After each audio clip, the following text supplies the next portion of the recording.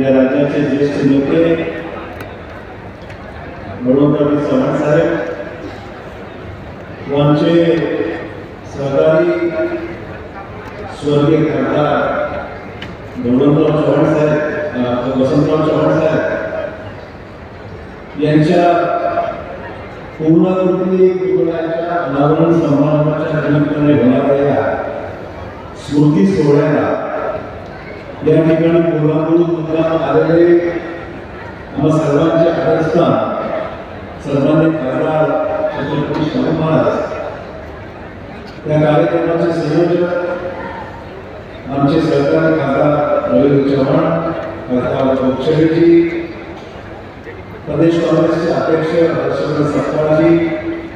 माजी मंत्री हेमंत कदमजी, माजी मंत्री अमित देशमुख, विश्वजित कदम, खासदार शोभाताई, खासदार कल्याण काळे, खासदार काळवेजी, खासदार नागेश पाटील, माजी खासदार भास्करजी, माजी खासदार सुरेश शेट्टार, माजी प्रदेश अध्यक्ष काँग्रेस पक्षाचे मनोहर ठाकरे, आमदार अंबापूरकरजी, आमदार विक्रम काळेजी, माजी खासदार तुकाराम रेड्डीजी, आमदार दत्ताराव चिखलीकरजी, भाजपा काँग्रेसचे राजूरकर,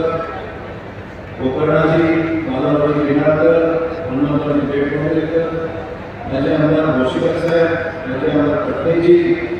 त्याचबरोबर या ठिकाणी उपस्थित आमदार गंगारामजी, माननीय इथले आमचे सहकारी नेते शबीर अलीजी, माजी आमदार मंडळजी, मंचावर असलेले सर्व पक्ष नेते आज या भावनिक सोहळ्याच्या निमित्ताने, त्या कौटुंबिक सोहळ्याच्या निमित्ताने एकत्र आलेल्या जिल्ह्यातील सर्व मान्य मंडळी, बंधू भगिनी आणि सहकारी मित्रांनो, आज या कौटुंबिक सोहळ्याला या ठिकाणी उपस्थित होत असताना बऱ्याचशा जुन्या आठवणी ताज्या झालेल्या आहेत. बळवंतराव चव्हाण साहेबांना हा जवळून पाहण्याचा आम्ही राष्ट्रीय सुरुवात ज्यावेळेस केली होती त्या कालावधीमध्ये बळवंतराव चव्हाण साहेबांना हा जवळून पाहण्याचा योग आला. बळवंतराव चव्हाण साहेब असतील, पद्मश्री शाहू कदम असतील, हे दोन्ही नेते शंकरराव चव्हाण साहेबांचा राजकीय पूर्णपणे जबाबदारी जिल्ह्यातील सांभाळण्याचं काम केलेलं असेल तर बळवंतराव चव्हाण साहेबांनी त्या काळामध्ये केलं होतं. पद्मश्री शाहू कदम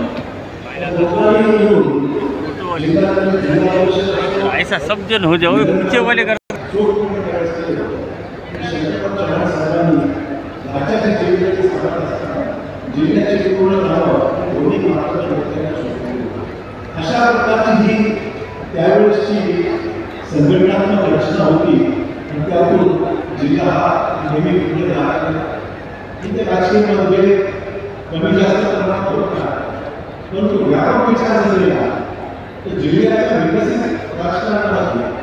जिल्ह्याच्या कामकाजामध्ये ज्येष्ठ मंडळी जी होती ज्येष्ठ मंडळी हा महत्वाची जबाबदारी विकसित महाराष्ट्राच्या कार्यकाळामध्ये अतिशय परिश्रम घ्यावा मराठवाडा महाराष्ट्राला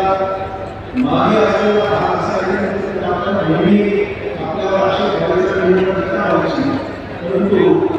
त्याच्या जिल्ह्यातील नेतृत्वाने तो जिल्हा काही काळामध्ये अतिशय योग्यपणे सांभाळला. त्यामुळे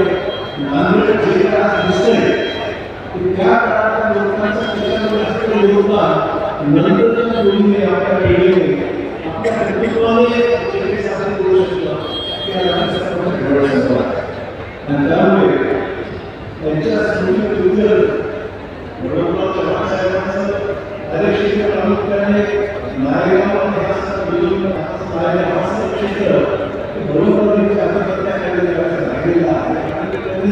अतिशय पूर्वीने सांभाळलेला दूर काढण्याचा निर्णय झाला असं सांगायचा. अशा प्रकारच्या बळवंतराव चव्हाण साहेबांचा एकंदरीत कार्यक्षेत्र होती. त्यामुळे खूप विचाराने निर्णय घ्यायचे, खूप विचाराने माणसं जोडायची काम करायची आणि एक जिल्ह्यामध्ये एक बचत पाहिजे अशा प्रकारचं नेतृत्व बरोबर सांगितलं. आता तो कालावधी आम्ही कालावधीसाठी पाहिला, परंतु त्याची कारकिर्द आम्हाला जवळून अनुभवली आहे.